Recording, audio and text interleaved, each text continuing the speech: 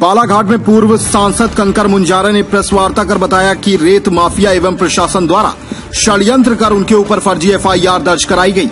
इतना ही नहीं, उन्होंने आरोप लगाया कि इस कार्रवाई में कलेक्टर, एसपी गौरी शंकर बिसेन, राजेश पाठक और संजय कछुआ, इन सभी लोगों की मिलीभगत है। साथ ही ये भी कहा कि ये लोग मुझे मारना भी चाहते हैं। फिर श्री मुंजारे ने कहा, मैं आरोप नहीं लगा रहा हूँ, यह सत्य घटना है। जैसे इन्होंने शराब दुकानों का ठेका सरकार को सौंप दिया, उसी तरह रेत घाट का भी ठेका सरकार को सौंप देना चाहिए, क्योंकि यह सब चोर हैं और यहाँ सब मिलकर रेत की चोरी कर रहे हैं। जो घाट स्वीकृत नहीं है, उस घाट से रेत निकाल रहे हैं। क्योंकि ये जो तुमड़ी घाट जो है ये फॉरेस्ट कॉर्पोरेशन का है, वन विकास निगम का, और उसको मतलब वहाँ मालूम है, इतने पास में है, जानकारी मिल चुकी है। वो एक भी बार नहीं गया वहाँ का डीएफओ, कोई श्रीवास्तव डीएफओ है, क्यों नहीं गया? वो मिला हुआ है और उनको ये लगता है कलेक्टर एसपी जहाँ पर है तो वहाँ हम क्या करेंगे, वो भी हाँ मैं कर रहे हैं, उनको भी हम भी लो, अपना आपन भी खा लो। ये चल रहा मतलब यहाँ। तो ये जो सागौन वागौन जो कटाई चल रही है पूरे वहाँ पे, कुकड़ा में भी ये हाल है। भैया जैसे कि आपने बताया कि हत्या की साजिश थी और राजनीतिक प्रशासनिक माफियाओं की तरफ से, तो क्या ये लगता है आगे क्या कदम होगा? सतर्कता बरती जाएगी या इसी तरह का आंदोलन आपका चलते रहेगा? देखिए, मैं कोई सतर्कता नहीं बरतूंगा, मैं इनसे डरने वाला नहीं हूँ, खुलेआम मैं अपना काम करूंगा। इतना जरूर है कि मैं इसकी शिकायत जो मेरे को जानकारी मिली, ये मैं गवर्नमेंट को भेजूंगा, चीफ सेक्रेटरी को भेजूंगा, चीफ मिनिस्टर को भेजूंगा और दिल्ली में होम मिनिस्टर को मैं भेजूंगा इसको, कि ये मेरे खिलाफ में साजिश कर रहे हैं, मेरी हत्या करने की साजिश ने बना रखी है और कभी भी मेरी हत्या कर सकते हैं। यानी समय बच गया तो नहीं कि बच गया, कभी भी मेरी हत्या कर सकते हैं। कलेक्टर, एसपी और राजनीतिक लोग मिलकर और शराब रेत माफिया मिलकर कभी भी मेरी हत्या कर सकते हैं, कभी भी। कौन रेत माफिया है? जो ट्रैक्टर वाले हैं, जो आपके साथ जो रहते हैं, ट्रैक्टर वाले मेरे साथ, देखिए ट्रैक्टर वाले मेरे साथ जो रहते हैं वो कोई रेत माफिया नहीं है, कोई ट्रैक्टर वाले मेरे साथ नहीं रहते हैं। वो लोग इनकी रॉयल्टी पे ले जाकर रेत बेचते थे, इनसे रॉयल्टी ली और उनकी रॉयल्टी ली उन्होंने कटाई और उस पर जाकर उन्होंने जैसे देखिए कि मान लो कि उन्होंने 1000 में रॉयल्टी दी इनको, तो उन्होंने मतलब रेत बेच दी 2000 में। तो उसमें उनका डीजल है, लेबर है, ट्रैक्टर है, वो सब खर्चा मिनरल काट के दिन भर में मुश्किल से, वो मैंने जोड़ा हूँ हिसाब किताब, ऐसे नहीं है, बहुत ज़्यादा वो सुबह से चलते हैं तो कितना कमाते हैं दिन भर में? 800 रुपये, 600 रुपये, इतना कमाते हैं दिन भर में। ये मैं बता रहा हूँ आपको वास्तविकता। एक ट्रैक्टर वाला दिन भर में 600, 800 और बहुत ज़्यादा काम कर लिया तो 1000 रुपया, बहुत काम कर लिया तो मेहनत का। वो मेरे साथ कोई रेत माफिया नहीं, कोई भी साथ रेत माफिया मेरे साथ रह ही नहीं सकता कोई कभी। अच्छा आदमी है वही रह पाएगा, रेत माफिया तो ये लोग खुद है रेत माफिया। अब वो जो मेरी बात सुनिए एक मिनट, वो बोला हुआ था, वो गुड्डू नकपुरे के बारे में बोलते हैं कि वो 40 केस है, क्रिमिनल है, उस पर सारे झूठे केस बनाए। वो 3 केस तो मेरे सामने झूठे बन गए मेरे साथ जाने पर। इससे ज़्यादा प्रमाण क्या चाहिए? एक एमपी, एक्स एमपी के साथ जा रहा है, एक एमएलए के साथ जा रहा है, उस पर झूठा केस बना रहा हो, कितनी शर्म की बात है प्रशासन के लिए, एसपी के लिए, कलेक्टर के लिए। अब राजेश पाठक खुद चोर है, उन पर खुद केस बने हुए हैं। अब नानू कावरे का जो भाई है राजकुमार कावरे, वो राजा बोर्ड हत्याकांड में अभी भी सजा है उसको, अभी भी वो प्रोबेशन पे छूटा हुआ है। कलेक्टर के पास लेटर आया हुआ मेरी शिकायत पे कि इस पे आप जानकारी दो हमको। कलेक्टर जानकारी दे रहा है 2 महीने 3 महीने से जानकारी दे रहा है कलेक्टर, क्योंकि उसे 60 गांठ है। एसपी जानकारी दे रहा है राजकुमार कावरे के संबंध में। वो प्रोबेशन पे ये नियम था कि प्रोबेशन पे रह के आप एक भी केस नहीं करोगे, उसके कम से कम आधे दर्जन से ज़्यादा केस रजिस्टर्ड है, तो उसको क्यों नहीं भगा रहे आप? प्रोबेशन रद्द क्यों नहीं कर रहे आप? तो हत्यारे लोग कौन रहते हैं इनके साथ? हत्यारे लोग इनके साथ है, मेरे साथ नहीं है कोई भी ऐसा अपराधी। इनके साथ अपराधी बैठ रहे, अपराधी इनके साथ गैंग में है, इनके रैकेट में है, पार्टनरशिप में, ग्रुप में इनके हैं। वो गुड्डू नकपरे पर है तो गुड्डू नकपरे कोई ऐसा क्रिमिनल रिकॉर्ड नहीं उसका, कोई किसी की हत्या करे, छोटा मोटा मारपीट कहीं हो गया बात अलग है, लेकिन वो केस सब खत्म हो चुके, सिर्फ 3-4 केस उस पर चल रहे हैं, अभी केस खत्म हो चुके उसके।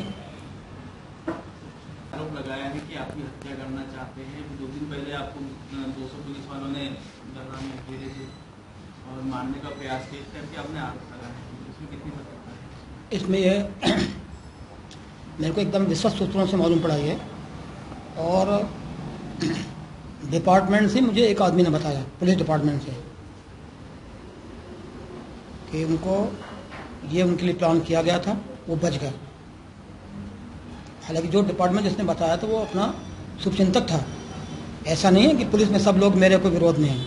ये जो बड़े अधिकारी हैं वो मेरे खिलाफ रहते हैं, लेकिन मुझे उसमें से एक छोटे अधिकारी ने, छोटे कर्मचारी ने बता दिया था, और ये पक्की खबर है क्योंकि जिस तरह से उनकी तैयारी थी, जिस तरह से उनका घेराव था, वो इतना बड़ा मामला ही नहीं था कि जिसके लिए मेरे को आप वहाँ घेर रहो, रोक रहो, पकड़ रहो। मैं अभी 5 दिन से घर पे हूँ, वहाँ के आने के बाद 25 तारीख से। 25 तारीख को मैं यहाँ आ गया हूँ, तब से घर पे हूँ। किसकी साजिश होंगी भैया इसके पीछे? राजनीतिक इसके पीछे देखिए, उसके पीछे राजनीतिक जो मेरे विरोधी लोग हैं वो इसमें शामिल हैं पक्के तौर पे। रेत माफिया की तरफ से उनको मदद है रुपयों की, कि हम इतना रुपए देंगे, और राजनीतिक लोगों का ये है कि हम बचा लेंगे आपको, कुछ भी जो करना कर डालो आप, हम बचाएंगे आपको, क्योंकि मुझसे उनको बहुत तकलीफ है चुनाव में, राजनीति में। इसलिए उन्होंने साजिश की कि अपना रास्ते से इसको हटा दो। मान नहीं रहा है, प्रशासन को लग गया कि ये हमारी नाक में दम करके रखा है, हमको मिलके उनको लूटने नहीं दे रहा है, तो इसलिए ये साजिश की गई। मार्केट में इस तरह की बात भी चल रही है कि इसके फैलाई गई। मेरे को ऐसा है कि मेरे पे मामला तो दर्ज हो गया है, उसी दिन दर्ज हो गया, और घटना जैसे वो बता रहे हैं कि 5 साढ़े 5 बजे की है, और मामला मुझ पर दर्ज हुआ है 9 बजे। थाना वहाँ से कितना दूर है? 9 किलोमीटर। तो मामला दर्ज करने में इतनी देर क्यों लगा रहे फिर आप? तो पूरा प्लानिंग करके, षड्यंत्र करके कि ऐसी रिपोर्ट लिखाओ, ऐसी रिपोर्ट लिखाओ। वो जो रिपोर्ट है, वो रिपोर्ट पढ़ने पे अपने आप ये लगता है कि ये रिपोर्ट को कोई बड़ा सुलझा हुआ आदमी पुलिस का उसने बनवाई है, और उसने जिसने रिपोर्ट किया उससे सिर्फ दस्तखत कराया गया है, क्योंकि आवेदन दिया है, आवेदन पर दस्तखत ले लिया उसके। वो ऐसी रिपोर्ट कर नहीं सकता है जैसे एक साथ हमराह होकर, ये कोई आम नागरिक की भाषा नहीं हो सकती, एक साथ हमराह होकर, ये पुलिस की भाषा है। जिस दिन घटना हुई थी दुनई घाट में, उस दिन एक्चुअल में घटना क्या हुई थी? एक्चुअली में घटना वहाँ थी, मुझे गांव के लोगों ने बुलाया, वहाँ अवैध उत्खनन हो रहा था पोकलैंड से, जेसीबी से, और 100 डंपर लगे थे। वो 23 तारीख से मुझे बुला रहे थे। 23 तारीख को फ़ोन किया उन्होंने, फिर 24 को भी फ़ोन किया उन्होंने, और 25 को भी किया। तो मैंने कलेक्टर को शिकायत की, एसपी को शिकायत की, उनको वीडियो भेजे पोकलैंड के रेत उत्खनन के अवैध। उन्होंने कार्रवाई नहीं की, पर 25 को मुझे मिलाया, फिर मैं 25 को भी गया, तो वहाँ अवैध रेत उत्खनन हो रहा था पोकलैंड से, मिनरल आपका रचना मिनरल पोकलैंड से, राजेश पाठक का। वहाँ गए, ड्राइवर से मैंने पूछा किसका है, उन्होंने बताया राजेश पाठक का है। इतनी बात हुई तो एक बांदा कंपनी का जो गुंडा था वो जनता के बीच में आके गाली गलौज करने लग गया।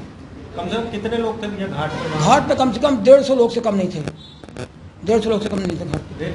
रेत कारोबारी या गांव के लोग सब मिलके, रेत कारोबारी कम से कम वहाँ पे रहे होंगे फिर भी 60-70 तो रेत कारोबारी थे वहाँ, और बाकी आधे गांव के लोग थे, चुटिया, गुनई, पिंड के पार और सावरी के, कुछ खैरला जी के भी रहे होंगे।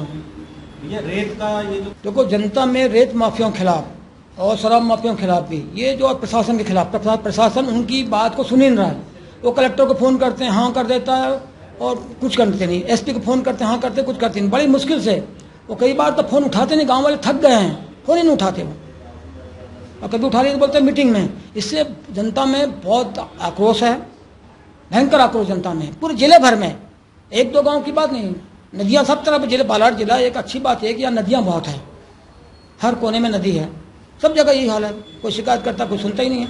तो जनता में आक्रोश बहुत व्याप्त है, और इसका ये बहुत बड़ा रूप लेगा, बहुत बड़ा आंदोलन होगा, और ये मैं सोचता हूँ कि मध्य प्रदेश का ऐतिहासिक आंदोलन यहाँ पे होगा, कि प्रशासन पूरा पंगु है और पूरा रेत माफियाओं से मिल गया, साठगांठ कर ली है, उनका संरक्षक बन गया है।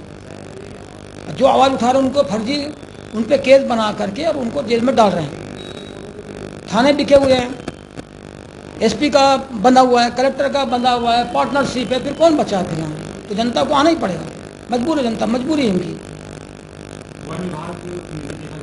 अपने आसपास की हर छोटी बड़ी खबर देखने के लिए हमारे चैनल पुलिस ब्यूरोक्रेट्स न्यूज को बेल आइकन दबाकर सब्सक्राइब करें, जिससे आपको हर खबर समय से मिलती रहे। अधिक जानकारी के लिए हमसे संपर्क करें। हमारे कॉन्टैक्ट नंबर हैं 9039011886 एवं 9770229999।